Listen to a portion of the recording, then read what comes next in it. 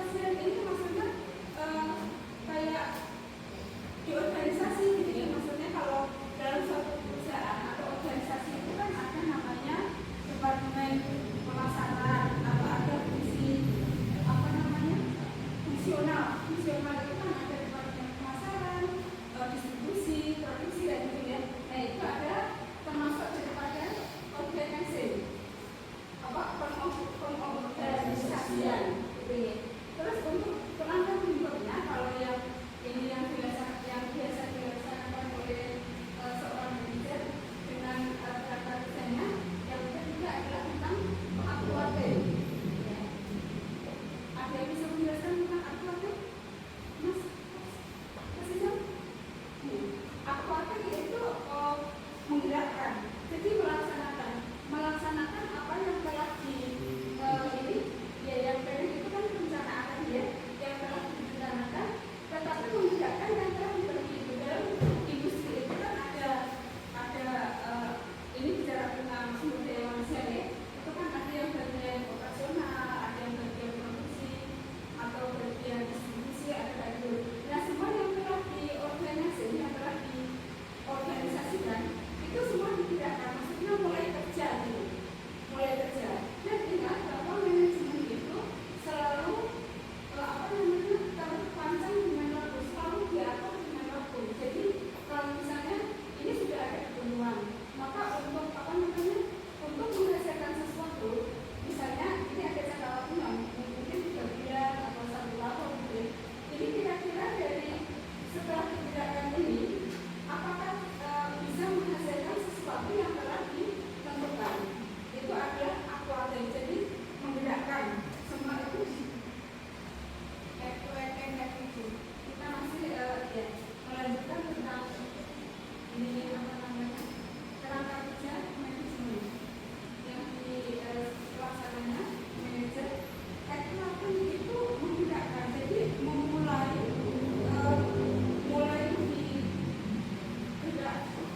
gimana bahasanya? Jadi kalau semua itu sudah ada tujuannya dan sudah diatur atau ditata atau diorganisasi fungsinya, maka mulai bekerja gitu. Mulai bekerja kalau misalnya yang kerja produksi ya dapat produksi dan distribusi. Nah itu waktunya activity. Jadi pelaksanaan bisa dimengerti? Itu adalah takutnya daripada activity. Sedangkan yang terakhir adalah tentang controlling. Ya.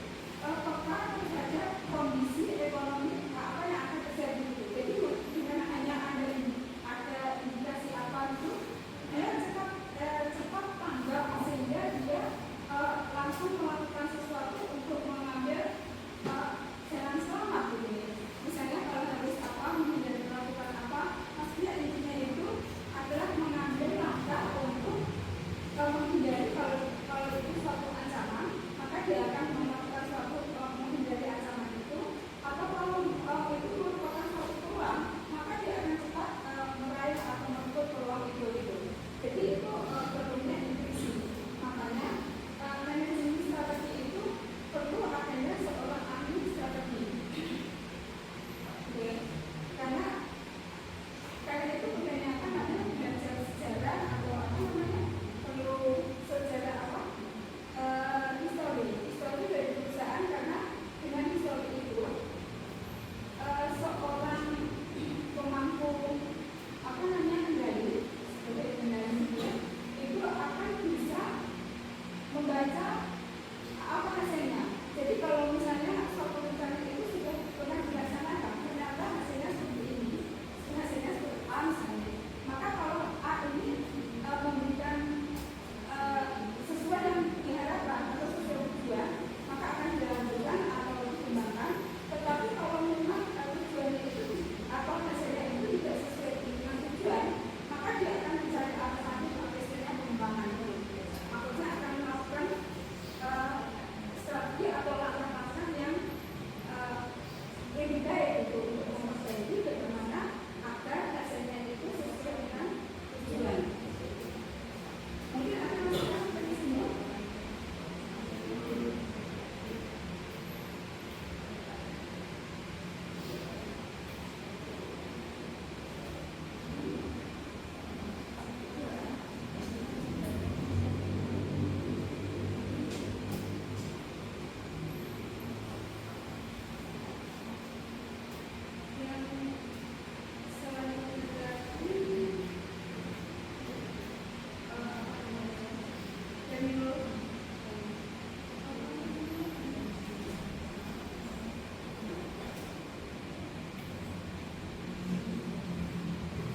Tujuan dan fungsi manajemen strategi.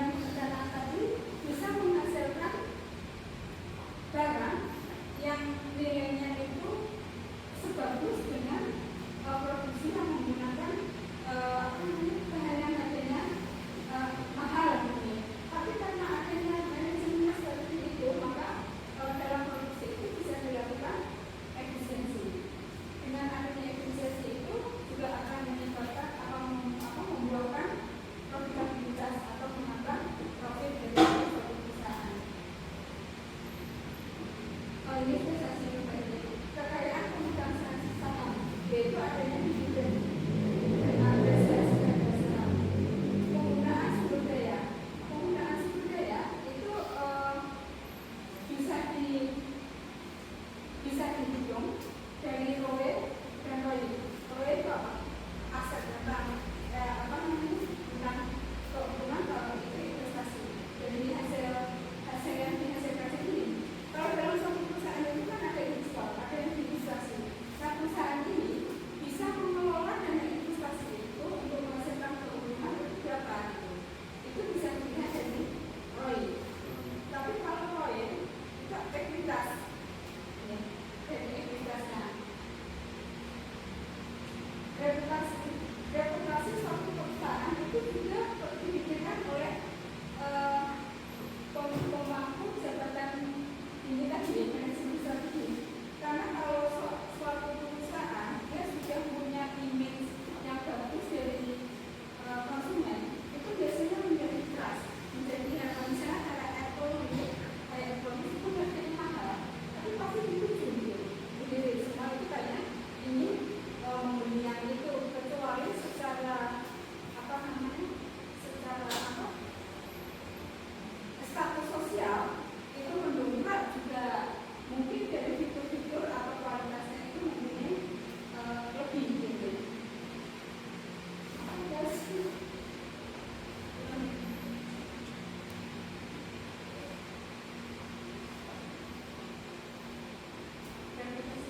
Kontribusi untuk karyawan. Nah, kontribusi untuk karyawan ini yang dipikirkan dengan insentif. Karena kalau untuk suatu perusahaan itu mempunyai keuntungan besar, tapi kan ada insentif buat karyawannya. Kalau karyawan mendapatkan insentif, itu berarti dia akan lebih loyal, loyal dalam bekerja. Karena merasa apa ya, dia bekerja mencari rezeki itu ternyata dalam perjalanan dalam pekerjaannya mendapatkan insentif sesuatu hal kayak hadiah begini. Kepemimpinan pasar ini juga akan berpengaruh pada profitabilitas. Karena kalau dia mempunyai pangsa yang besar, yang banyak, atau mungkin secara lokasi yang lebih merajai lebih banyak, itu kan juga akan pengaruh dalam penjualan barang. Kalau penjualan barangnya itu tinggi, juga itu akan berpengaruh pada penambahan profitabilitas.